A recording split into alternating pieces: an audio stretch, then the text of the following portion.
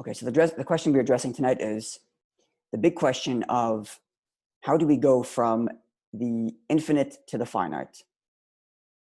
So first, let's understand the question itself. The nature of infinite, there's a double-edged sword here. And that is that the nature of infinite is, that's what infinite is that it cannot be limited, it cannot be finite. Which means that if infinite exists and there is an energy that cannot be stopped, then there is no place in which a world can exist. Because the moment the world exists and the world is limited and finite in its capacity, in its size, in its dimensions, not just limited by the physical world, which is of a certain size, and there's a certain distance between the earth and the sun and the moon and all the rest of that, but even spiritual worlds have their finitude, right? We described in the previous classes divine wisdom, divine kindness, divine strength, and we've even gone to higher levels of divine desire and divine delight. But all of these are inherently finite in that they have a certain description. They have a certain manner of functioning.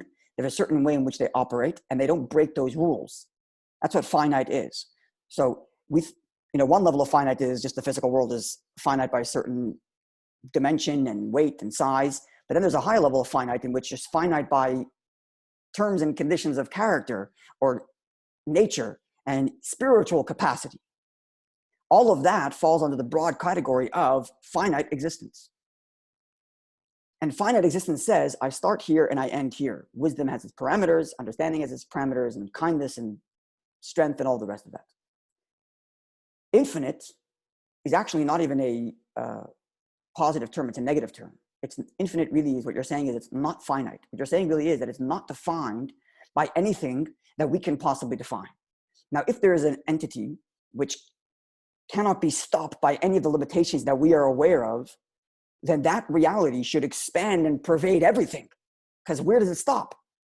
It doesn't. It keeps on going. So there's no point in which it stops and we say, okay, here is where you end and the next thing starts. That's not infinite. When you talk about finite measures, so this is where chachma, this is where wisdom operates, and then it stops and leaves room for bina, for understanding, which leaves room for the next thing, for da'at, for kindness. And each item ends at a certain point, allowing for the next item to begin. But when you talk about infinite, how does it ever stop to allow for the next thing to exist? And this is the literally infinite gap between the creator and the created being. So how do you go, not just the created being, but even the finite divine system? We described last week the finite divine system of wisdom, understanding, and God's kindness and all these different things, but they're all finite attributes that God possesses. How do you go from the infinite divine energy and all of a sudden there's a finite divine energy? This question has troubled Jewish philosophers, and I imagine outside the Jewish world as well, for forever, and sometimes very hotly debated. Now, before I answer the question, I just want to make an introduction. And really, this introduction should have began at the beginning of this whole entire series. But it's especially crucial now. And that is, there's a principle in Jewish philosophy in general, and Kabbalah in particular. And the Hebrew phrase is, lahafshit hadvarim migash miyusan. One needs to extrapolate the physicality, extrapolate the idea from its physicality. So when I describe something using physical terms, and I'm talking about the divine, you have to understand that I'm using physical terms to describe something that really isn't physical.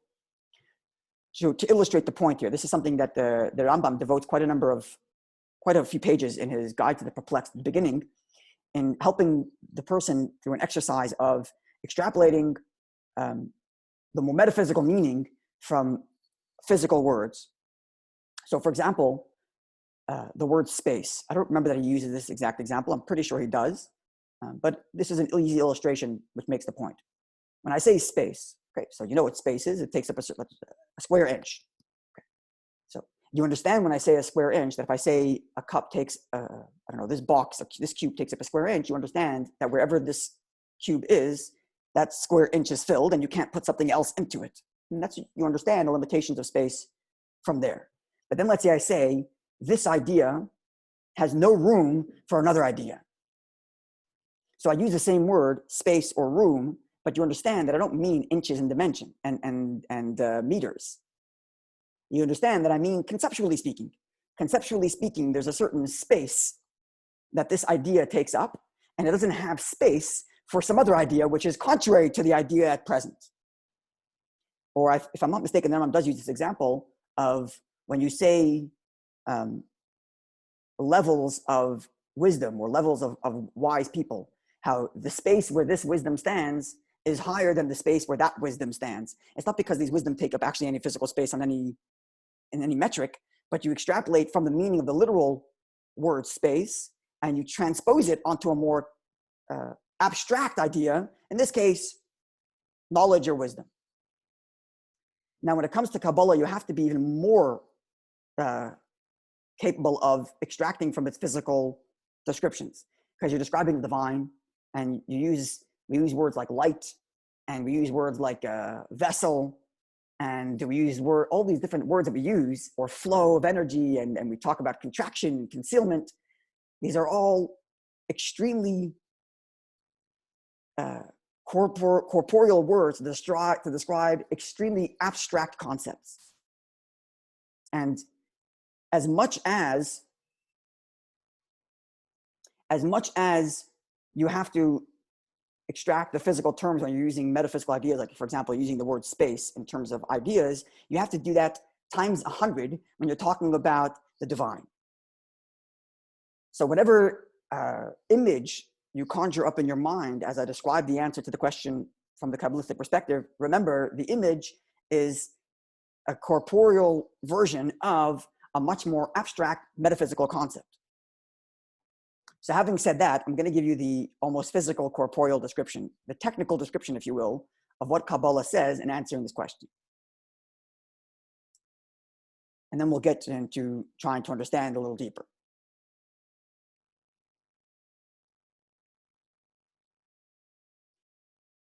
The Kabbalah describes as follows. The infinite divine is referred to in the Kabbalah as the Or Ein Sof, the light that has no end. That's literally what it describes it as. Why light? Many different reasons. But one of the reasons is because as far as light expands, it always is true to the place from where it expanded from. Light does not distort whatever image or whatever source it's projecting. It's translucent and it expands in continuousness. So you say Or Ein Sof, the light of the infinite, what you're saying is it's translucently divine, expands to no end. Obviously, again, we're using expand as a physical word, but we're abstracting. And it pervades all of everything. The only thing is just this infinite expansion of divine light. Now, as described at the beginning, you cannot have a finite system, never mind physical creation, even a finite divine system, if there is Or Ein Sof, if there's a light that doesn't end. It doesn't end, then it just keeps on going. There's nowhere to make finite definitions of wisdom, understanding, knowledge. You can't put anything anywhere because it's just infinitely expanding. Or Ein Sof. Then, says the Arizal, God made what's called the Tzimtzum. The Tzimtzum literally translates as contraction or diminishment. Now, the idea of diminishment we described in the previous classes. We described how there's the world of divine wisdom and divine knowledge and divine kindness, and that devolves into the world of divine thought, Bria, and then the world of divine speech, Yitzira, and divine action, our physical world. So we did describe this idea of contraction in that sense, in that the divine energy devolves as it goes from one level to the next to become more finite to the point that it fits into this physical world. But when you talk about the original contraction, in Kabbalah it's referred to as Tzimtzum Harishain, the first or original contraction. When you go from the infinite to the finite, you can't take the infinite and make it smaller to fit inside the finite. You can take one type of finite, contract it a little bit, condense it a little bit, and make it fit into the next type of finite. So an idea can be devolve into an understanding. An understanding can devolve into a feeling. A feeling can devolve into a thought, which can devolve into a word, which can devolve into an action. So it's one energy that devolves as it descends. That's one type of symptom. That's one type of contraction, where on each level it devolves and morphs and changes into its new finite limitation, going from one level to the next. In the words of Chassidus and Kabbalah, it's referred to as ilav alol, cause and effect. In each cause affects another effect, which becomes the cause of the next effect, which becomes the cause of the next effect. It's like a evolution or devolution in which the energy morphs to slowly become more and more finite and more defined. But when you're talking about the infinite to the finite, you can't condense the infinite to become finite. It just doesn't work.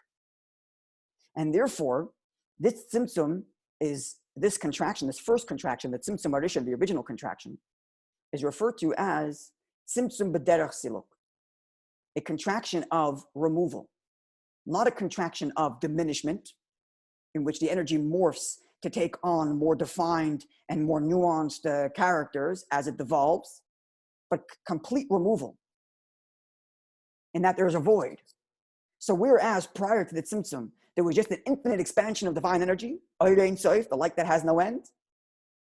When you talk about after the tzimtzum, after the original contraction, there is a void, referred to in Kabbalah as chalal u'makam panoi, the empty space. Again, I'm translating it literally with very, very physical terms, but these are abstractions that we have to extrapolate from the physical words. And I'll try to give more examples to understand this in their abstraction as we go along. But first, the literal. So there's the Or Ein Sof, the light that expands to no end. There's a tzimtzum b'derech siluk. There's the contraction which removes the light, and then there's a makam panoi. There's the empty space in the middle. And now that you have an empty space, you have a void. Now there can emanate. So there's almost like a perimeter holding off the infinite to allow for the empty space in the middle. And then there punctures a small line, as it were, of finite light. And that finite light is what begins the process of the systemized divine energies described in the previous classes. The system of divine energies going from wisdom to understanding, or going further up, going from divine delight to divine willpower, to divine knowledge, to divine understanding, and then knowledge, and then kindness and severity, and all the rest of that, all begin after there emerges a finite amount of energy known in Kabbalah as the kav, the line. This line punctuates from the infinite into the empty space, the finite. That's the literal meaning of the words. Now, at this juncture, there's a big controversy, and that is as follows. Between the Alter Rebbe, the founder of Chabad, and the Vilna Gaon, there's this great controversy surrounding this issue of understanding the Arizal's explanation I just described to you, this empty space, this void that God creates within the infinite light, and in which, in this empty space, there punctures a divine line to create to make the small finite energy. And the big controversy is, in Hebrew, tzimtzum kipshutai or tzimtzum lav kipshutai. Is the contraction literal or the contraction not literal? What does that mean? Now, I'm not an expert on the Vilna Gaon's Kabbalah, so I'm sure that my explanation there will fall short, but I'm only using it to contrast it to the way the Alter Rebbe explains it, the founder of Chabad explains it, and that's where I have much more comfortable understanding there. The big claim against the Alter Rebbe's interpretation that the contraction is not literal was the claim that, so you mean to say that the divine, the infinite light, because it's not a literal contraction, the infinite light is not literally making an empty space. Are you saying the infinite light is in the bathroom? That was the claim. To which Chassidus says, "Les asar panamene." There is no place void of God. Maybe concealed, but godliness is there, everywhere. So let's understand this. And here comes the nuance in understanding the two elements of the question. Because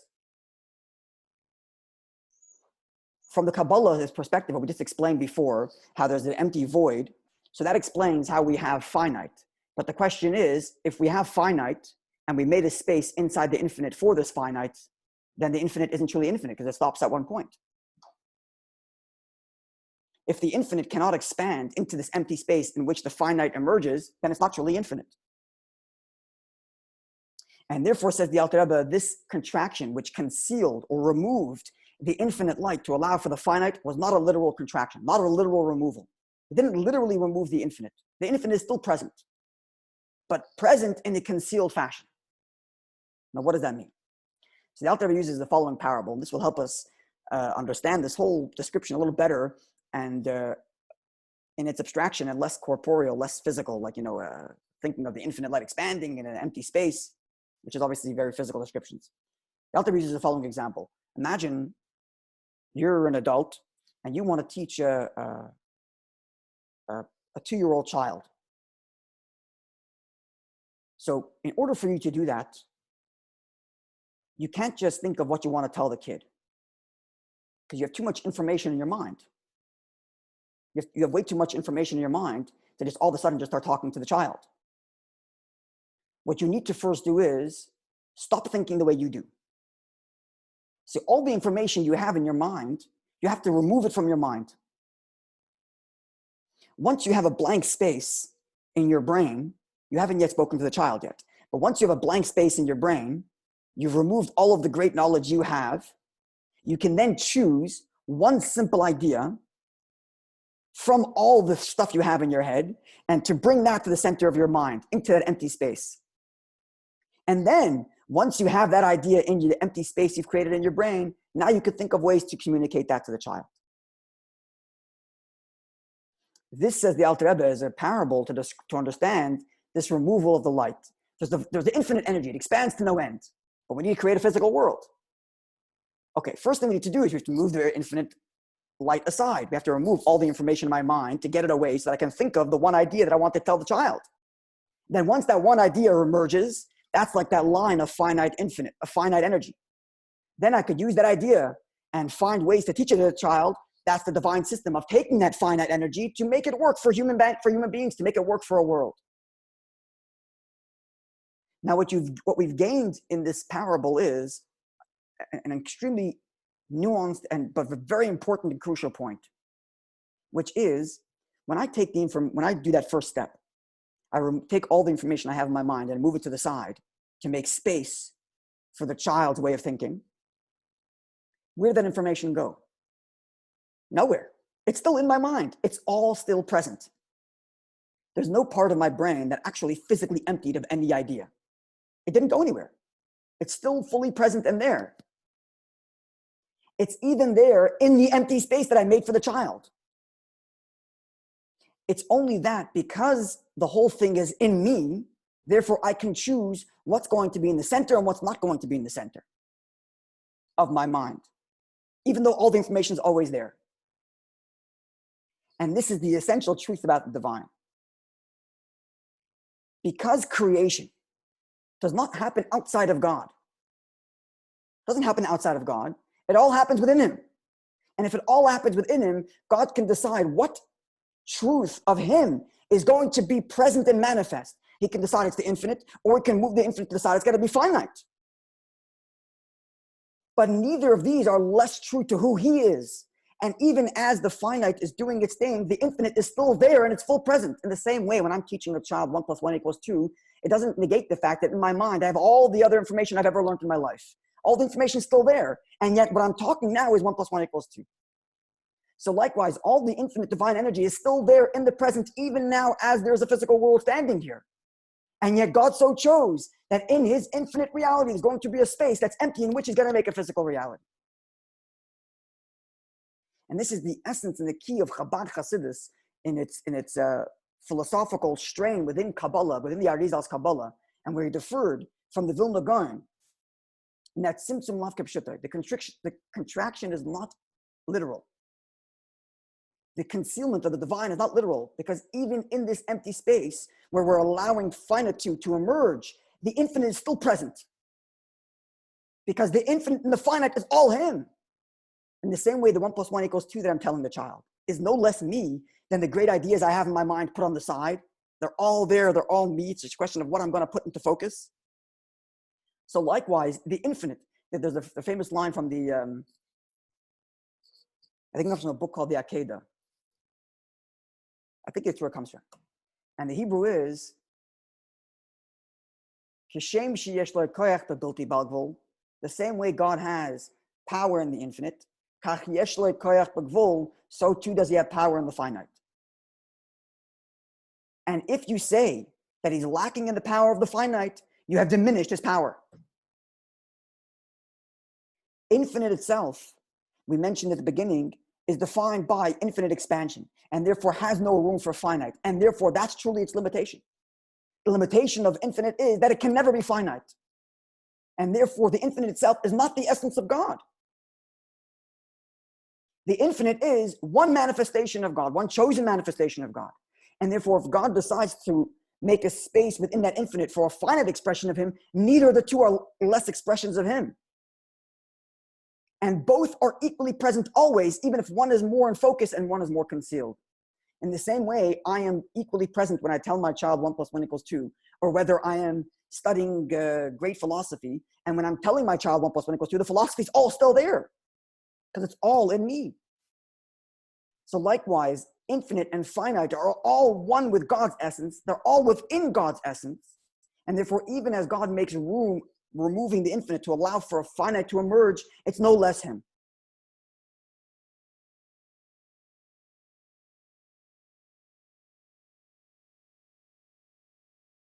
Now we'll conclude with the question we always like to ask, which is, what does that do with me? Why is it relevant to me to know all this information?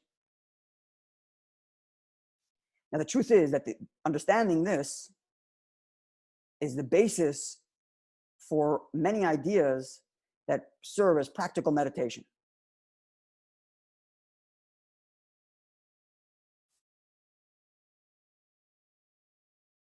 One is, there's many, besides for the obvious, where the more one understands the greatness and intricacies of God's creation and the process by which this creation happens, the more in awe one is of God, the more one is attracted to devote himself to godliness. Another element of this is, because at the end, the essence of this is understanding that the only reality is God, both the infinite and the finite are equally him, and the infinite and finite are really one.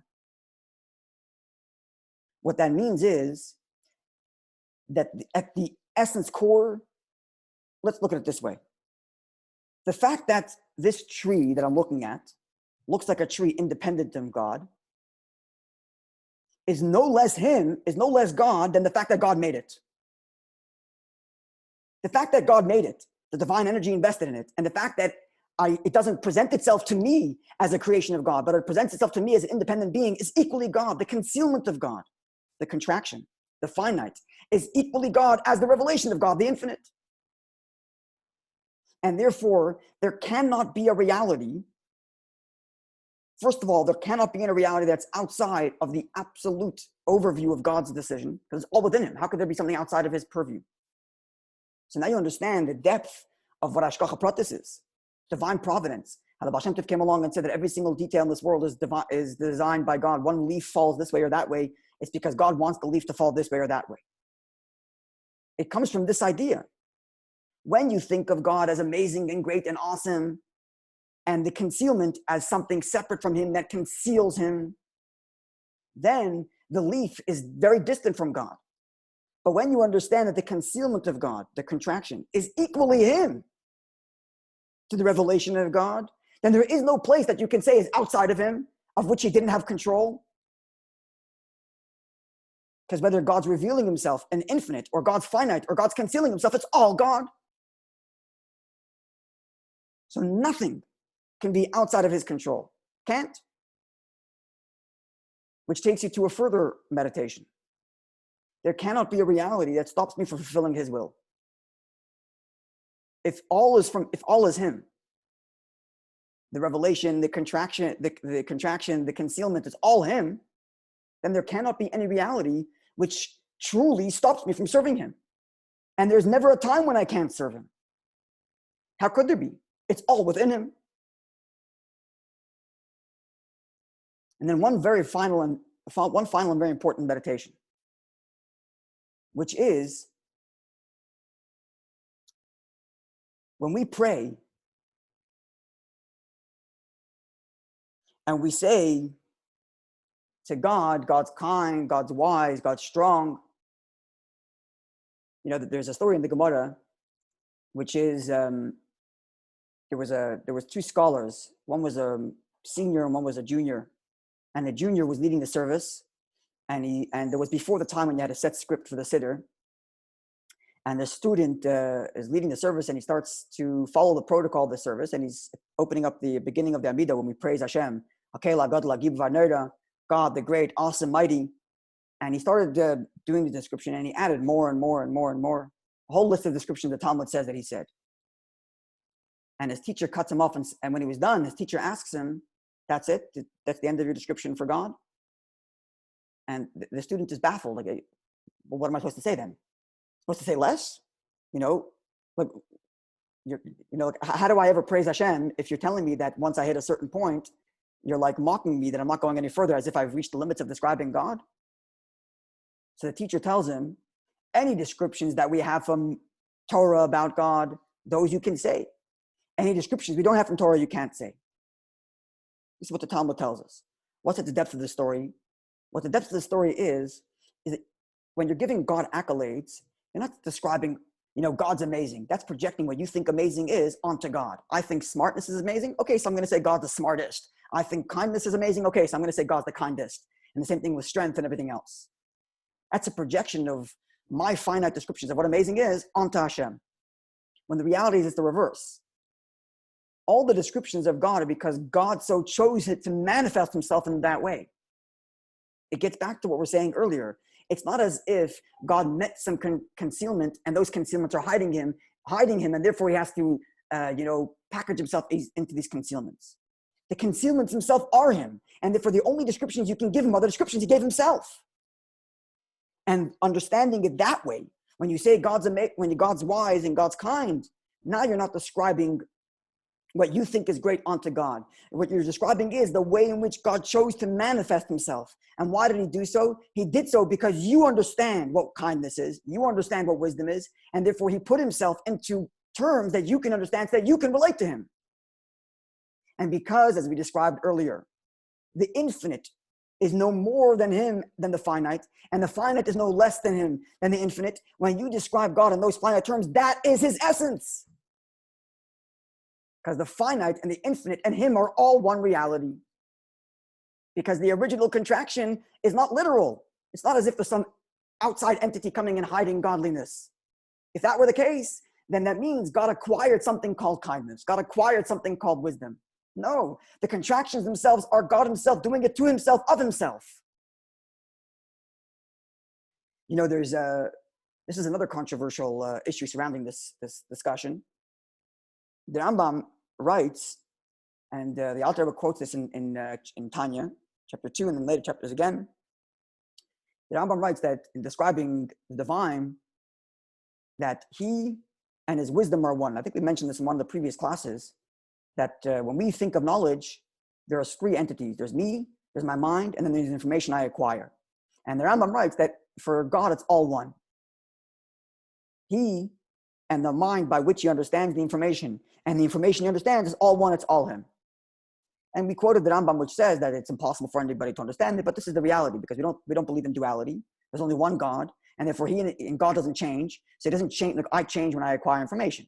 Before I was less informed, and now I'm more informed. I've changed after I've learned something or read something. And God doesn't change by acquiring new information, because it's all one with him. This is what the Rambam writes. The Maharal, the famous Maharal, in a book called Gvuras Hashem, writes in his introduction very sharply against this idea of the Rambam. And what's his complaint? His complaint is, you've just defined God as wisdom. Even though you're saying that God and his wisdom are one, but now you're describing God as an intellectual being, God can't be defined by any terms. God's infinite. And comes the Alter Rebbe in chapter 2 in Tanya, in the footnote there. And it's more elaborated in a later chapter, and then the Tzemach Tzedek writes about it, the Alter Rebbe's grandson writes about it even more elaborately in Derech Mitzesacha. that there is no contradiction. Because it's true, as we explained before, God is infinite and God is finite are all one. It's true God's beyond anything, beyond intellect, beyond kindness, beyond even the highest possible accolades. It's all infinite. But once God chose to manifest in XYZ defined terms, then those XYZ divine terms are one with him because he so chose to do so. Because the concealment, the contraction, the finite, and the infinite are all one. They're all him. And thus it's true that God is, like the Maharal claims, that God is beyond intellect. And it's also true that God's one with his intellect, like the Rambam claims. Because the infinite and the finite space that he made within the infinite are all one with him. Using the parable we gave before of me making the contraction in my mind to clear out my ideas so I can find the simple idea to teach the young child. And therefore we should know when we're praying to Hashem and we're praising God, it's not like from the bottom up. We look at these praises as they are worthy. And because wisdom is worthy, therefore we praise God with wisdom. And because we think kindness is worthy, therefore we praise God with kindness. That's not the case. It's the reverse. It's because God appreciates you and wants a relationship with you in your complexities. Therefore, God so chose to manifest in manners and terms that you can understand. Wisdom, kindness, knowledge, etc. And it's not as if these finite descriptions are any less him than the infinite which is beyond. Because the revelation and the concealment is all one with him. I hope that was clear. And I think this comes to the end of this series. I have some ideas for, God willing, going forward on Sundays. I'm not going to announce it now until I know for sure that we're going to do this, but I have some ideas of going forward on Sunday. But if you have any questions, you can unmute yourselves at this point.